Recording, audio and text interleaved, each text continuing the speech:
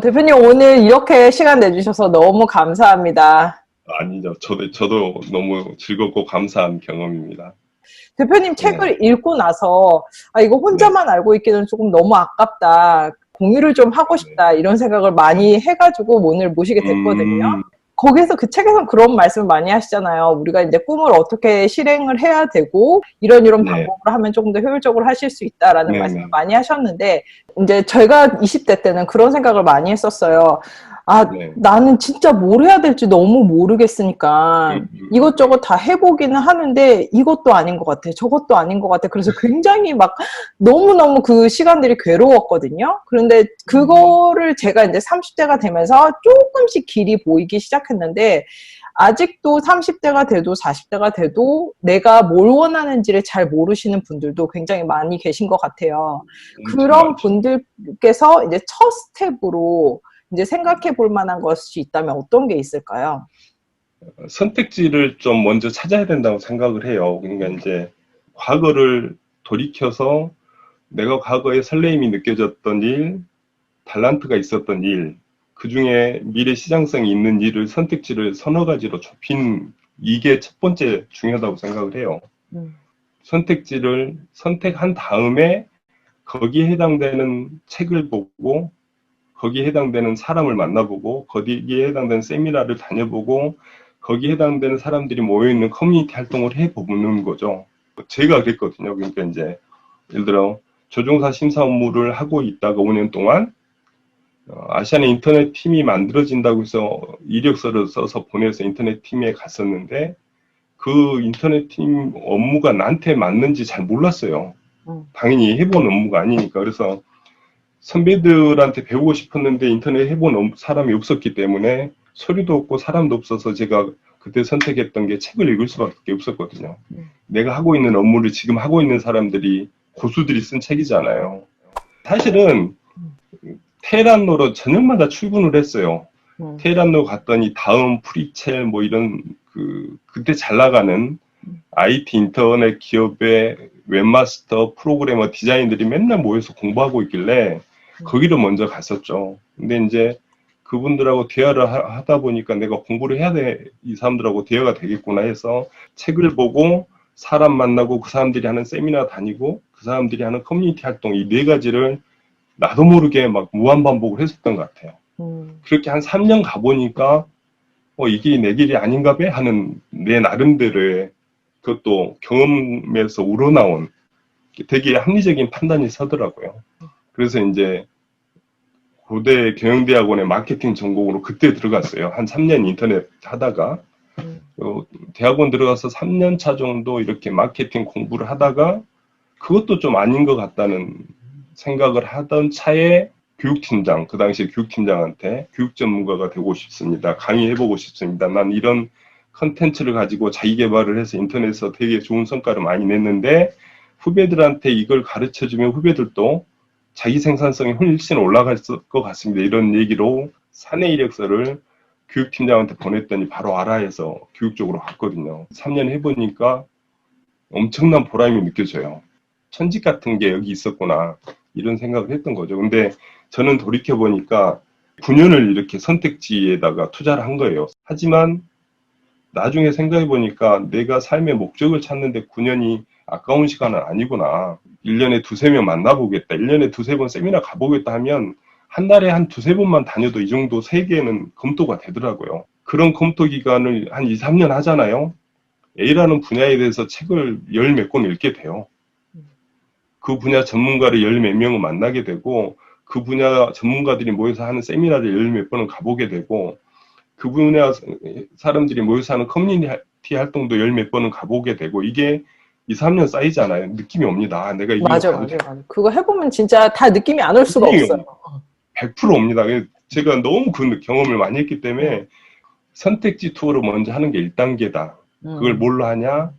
과거와 현재의 나를 보고 두세 개를 선택한 다음에 책 보고 사람 만나고 세미나 다니고 커뮤니티를 다니면서 자기 확신, 자기 검증을 해봐야 된다. 이 셋 중에 뭘 선택할지는 그걸 책상에 앉아서 10분 만에, 1시간 만에 그려내는 건 너무 위험하다. 맞아요. 그거 혼자 한다고 해서 얼마나 많은 것을 생각해낼 수가 있겠어요. 많은 사람들의 얘기도 들어보고 장단점도 다 아른 다음에 이제 그 다음에 더 깊이 들어가야지 얘기가 되는 거겠죠. 근데 이제 많은 분들이 한 30대를 넘어서고 이러면은 굉장히 부담스러워 하시는 분들도 많은 것 같아요. 내가 이제 와서 누구한테 새로운 분야에 대해서 물으러 다닌다? 그러면은 그게 내가 어떻게 보일까라는 거에 대해서도 굉장히 고민 많이 하시기 때문에 실질적으로 실행을 못 하시는 것 같은데요. 이렇게 한 30대를 넘어서면서 그렇지만 인생의 방향을 바꾸고 싶으신 분들한테는 어떤 조언을 해주시고 싶으신가요? 그런 게 어려운 문제가 우리나라 문화에 있는 것 같아요. 끼리끼리 어울리는. 그러니까 같은 연배의 사람들을 벗어나게 되면 되게 부담스러워. 이게 유교가 준 유산 같은데 같은 연배 사람들하고 어울리는 경향이 많잖아요. 첫 번째는. 두 번째는 내 나와바리라고 그러나 내의 시장 안에 사람들하고 어울리는, 거기에 벗어나면 약간 배신자 같은 느낌? 약간 그런 정서가 있거든요. 그래서 그게 문제다. 그러니까 같은 연배끼리 어울리는 경향, 내가 있는 시장 사람들하고 어울리는 경향이 되게 강해요.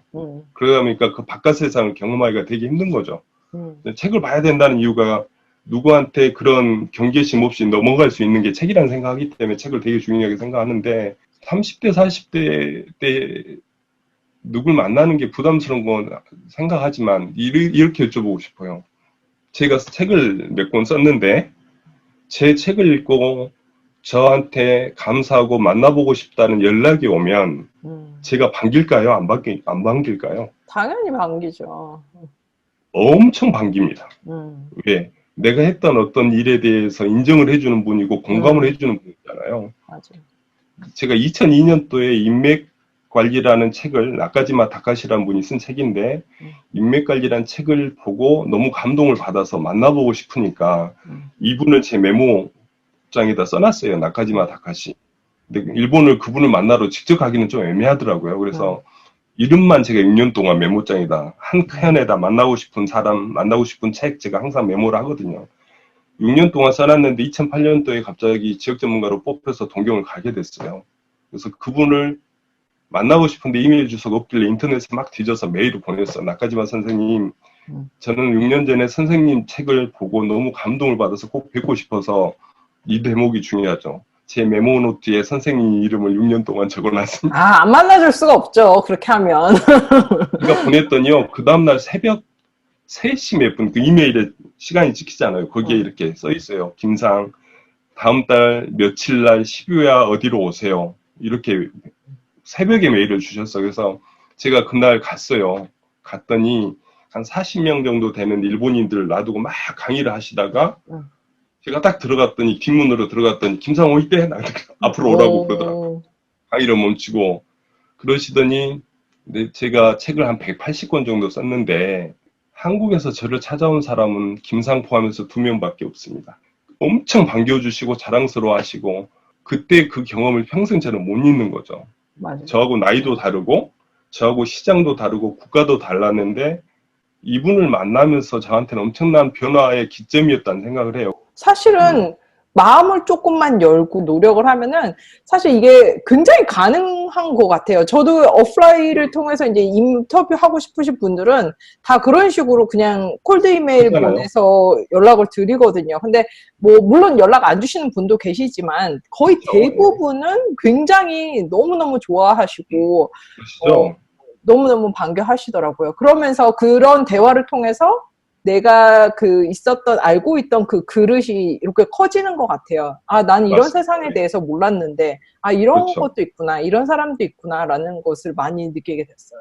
예. 그리고 저는 또 이제 대표님 그 책을 보면서, 정말 맞아, 라고 생각을 했던 게, 이렇게 정말 자기 개발을 하고 자기 방향성을 찾으려면은 책과 사람과 커뮤니티와 이런 걸 다 이제 이용을 하고 융합을 시켜야 된다고 말씀하셨는데, 그러기 위해서는 먼저 나 스스로 인재가 되어야 된다라는 말씀을 해주셨어요. 저는 그게 정말 그렇죠. 맞는 말이라고 생각을 하거든요. 만약에 나는 정말 별 볼 일 없는 사람인데, 난 정말 평범한 사람인데 라고 생각하시는 분이 있다면 어떻게 나 스스로가 인재가 될 수 있는지에 대해서도 조금 얘기해 주세요. 만약에 내가 지금 가진 게 없다면 삶의 태도만이라도 바꾸면 그것도 난 중요한 인재라고 생각을 해요. 그러니까 뿌리라는 게 있다. 성품이라는 게 있고 그 위에 역량, 스킬이 있는데 성품이 중요하다는 얘기 다 하잖아요. 그러나 역량은 부족하지만 삶을 진지하게 보는 이 태도가 보이면 되게 아껴주고 싶고 막 가르쳐주고 싶은 거죠. 면접관 할 때도 똑같았어요. 요즘은 전쟁 시대가 아니기 때문에 지원자들이 엄청난 굴곡을 겪고 왔으리라고는 기대하지도 않는다. 60년대도 아니고 요즘 부모들이 너희들을 편하게 키웠다는 것도 다 안다. 그런데 그 편한 가운데 소소한 일상에서 뭔가 감동을 찾아내고 센시티브하게 자극을 찾아내서 그걸 자기 삶으로 가져오는 태도가 보인다면 그게 단 인재라고 생각을 한다. 소소한 일상 안에도 감동받고 자극받을 사항들이 너무 많다. 맞아요. 이게 같은 거 넘치다 보더라도. 보니까 그럼요. 그 사람이 됨됨이 가치관들이 이렇게 가슴으로 와 닿은 거라고 생각. 이거는 사실 제가 얘기하기 이전부터 다 맞아요. 알게 모르게 이기고 있던 것들이라는 생각을 해요. 아껴주고 싶어, 도와주고 싶어. 그거는 그 사람이 세상이나 인생을 보는 관점, 인품, 성품 여기서 시작된다고 생각하거든. 그리고 인재의 조건이 1번이 국어잖아요. 사실은 내가 스킬을 가르쳐줬는데 뒤통수 칠 성품이면 도와주면 안 되지. 맞아요. 그렇죠. 그래서 첫 번째 출발점, 인재의 출발점은 그런 부분. 저도 어쩔 수 없이 그런 식으로 너무 그 진실된 모습으로 오시는 분들께는 하나라도 더 말씀드리고 싶고 그런 생각이 들더라고요. 거부할 수가 없잖아요. 맞아요, 맞아요. 힘들어요. 정말 조금 더 도와주고 싶고, 그렇죠. 그리고 저는 이제 대표님 책 보면서 굉장히 어떻게 보면 좀 자기 반성도 많이 했어요. 그래도 저 나름대로 공부도 열심히 많이 하고 열심히 산다고 살았는데, 그래도 이렇게 큰 그림을 보는 거에 내가 조금 부족했구나 그런 생각을 많이 했거든요. 근데 그리고 대표님이 이제 책에서 올리신 그 비전 노트? 과거와 네. 현재와 미래를 빡빡하게 적어 놓으신 비전 노트를 보고 저는 진짜 깜짝 놀랐어요. 이렇게 하는 사람도 있구나라는 걸 보고 정말 깜짝 놀랐었거든요. 근데 네네. 많은 분들이 그런 걸 보면서 이렇게 미래를 준비한다고 해서 요 계획대로 가겠어? 라는 생각이, 냉소적인 생각이 가끔 들 때가 있잖아요. 살다 보면. 그럼에도 불구하고 대표님이 생각하시기에 왜 그런 식으로 비전 노트를 만들어서 큰 그림을 보는 게 중요한지 여기에 대해서 좀 얘기해 주세요. 결국은 나의 이기심이라고 생각을 해요. 그러니까 내가 어떻게 하면 덜 흔들릴까?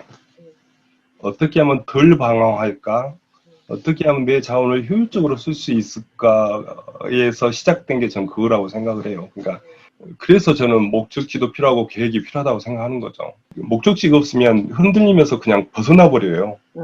그러잖아요. 어디로 다른 사람이 뭐 하든 말에 굉장히 흔들리기가 쉽죠. 저쪽으로 쭉 갔다가 뭐 이러다가 인생 낭비하고 가버리는 사람들이 너무 많잖아요. 그래서 목적지를 항상 죽을 때까지 그걸로 할 필요도 없고 내가 집중하는 기간을 계속 어떤 거에 효율적으로 집중할 수 있게 해주는 게 저는 목표라고 생각을 해요. 꿈이라고 얘기할 수도 있고. 근데 마지막 질문이 될 것 같은데요. 대표님께서는 그러면 지금 현재 어떤 꿈과 목표를 가지고 계신가요?